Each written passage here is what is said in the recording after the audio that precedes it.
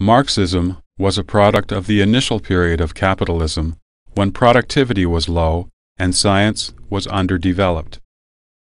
It didn't have a correct understanding at all of the relationships between humanity and society or humanity and nature. However, this heretical ideology, lacking in benevolence and tolerance, and filled with arrogance, was held up by the Communist Party as its religious doctrine and harmed the human world for over a century.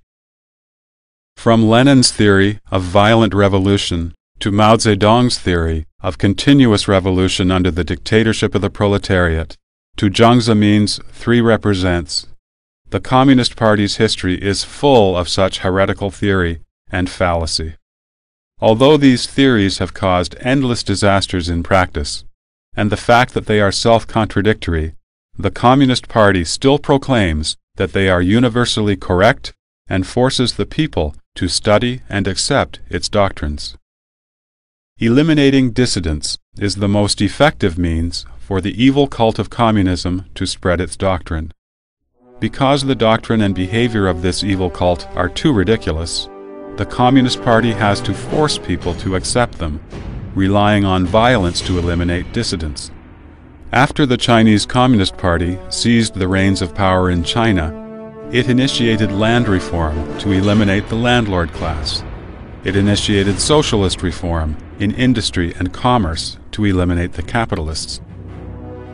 It initiated the movement to purge reactionaries, to eliminate folk religions, and to eliminate officials who held office before the communists took power.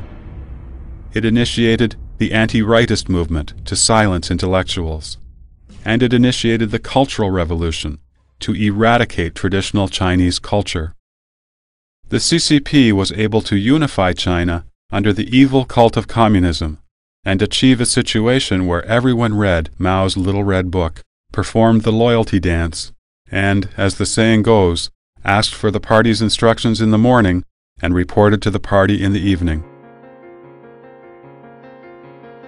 In the 1980s, when people's minds had just a little more freedom, the CCP came up with the anti-bourgeois liberalization and proposed the four fundamental principles. Because the Communist Party craved absolute leadership. In 1989, when young students peacefully requested democracy and opposed corruption, they suffered the bloody repression of the Tiananmen massacre, because the Communist Party could not tolerate the democratic ideology. From 1999 to this day, the CCP has been brutally persecuting Falun Gong, because the party cannot tolerate human nature and kindness. Only when they have destroyed people's conscience with violence can the Communist Party feel secure about its own power. From Marx to Jiang Zemin, the portraits of Communist Party leaders are prominently displayed for the public to worship. The absolute authority of the Communist Party leaders forbids any challenge. Mao Zedong was set up as the Red Sun and Big Liberator. The party spoke outrageously about his writing, saying, "One sentence equals 10,000 ordinary sentences." As an ordinary party member, Deng Xiaoping once dominated Chinese politics like an overlord. Jiang Zemin's three represents theory is merely a little over 40 characters long, including punctuation, but the CCP Fourth Plenary Session boasted it as providing a creative answer to questions such as what socialism is, how to construct socialism, what kind of party we are building, and how to build the party. Stalin's wanton slaughter of innocent people, the catastrophic Cultural Revolution launched by Mao Zedong, Deng Xiaoping's order for the Tiananmen Square massacre, and Jiang Zemin's ongoing persecution of Falun Gong are the dreadful results of the Communist Party's heretical dictatorship. On the one hand, the CCP stipulates in its constitution the following: all power in the People's Republic of China belongs to the people. The organs through which the people exercise state power are the National People's Congress and the local people's congresses at different levels. no organization or individual may enjoy the privilege of being above the Constitution and the law. On the other hand, the CCP Charter stipulates that the CCP is the core of the leadership for socialism with Chinese characteristics, overriding both the country and the people, causing this specter from Europe to spread all over the Chinese nation.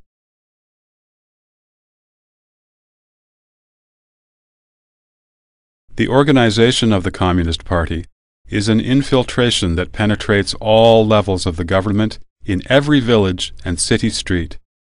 The CCP controls not only its party members and party affairs, but also controls those who are not members, because the entire regime must adhere to the party's leadership. The decision process within the party operates like a black box, as the intra-party struggles must be kept in absolute secrecy. Party documents are all confidential. Dreading exposure of their criminal acts, the CCP frequently tackles dissidents by charging them with the so-called crime of divulging state secrets. Joining the CCP is like signing an irrevocable contract to sell one's body and soul. With the party's rules being always above the laws of the nation, the party can dismiss any party member at will, while the individual party member cannot quit the CCP without incurring severe punishment. Quitting the party is considered disloyal and will bring about dire consequences.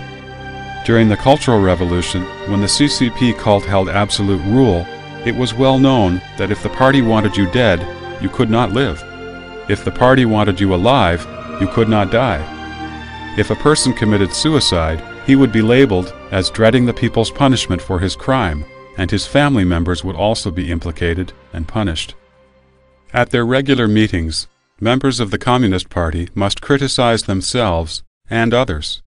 They must report their thoughts to the party and voluntarily accept the party's mind control. Periodically, violence and terror are used to test members' sense of party nature and to test their devotion to the party, while assuring they keep in step with the party forever. Mao Zedong said, "A revolution is not a dinner party, or writing an essay, or painting a picture, or doing embroidery. It cannot be so refined, so leisurely and gentle, so temperate, kind, courteous, restrained, and magnanimous. A revolution is an insurrection, an act of violence by which one class overthrows another." Deng Xiaoping recommended killing 200,000 people in exchange for 20 years' stability.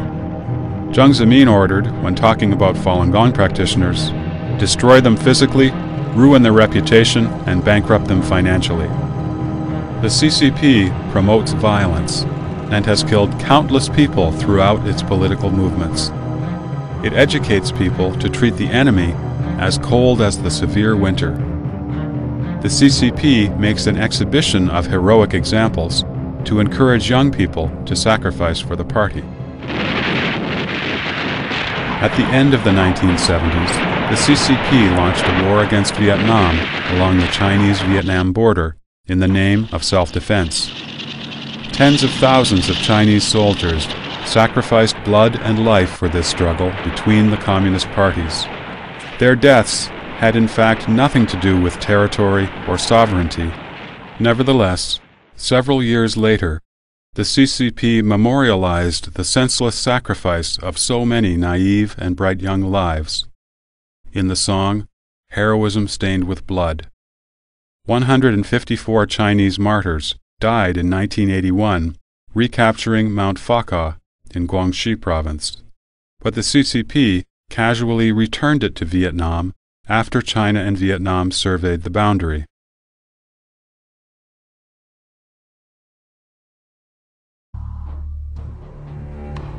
When the rampant spread of SARS threatened people's lives at the beginning of 2003, the CCP readily hired many young female nurses. They were quickly confined to hospitals to nurse SARS patients.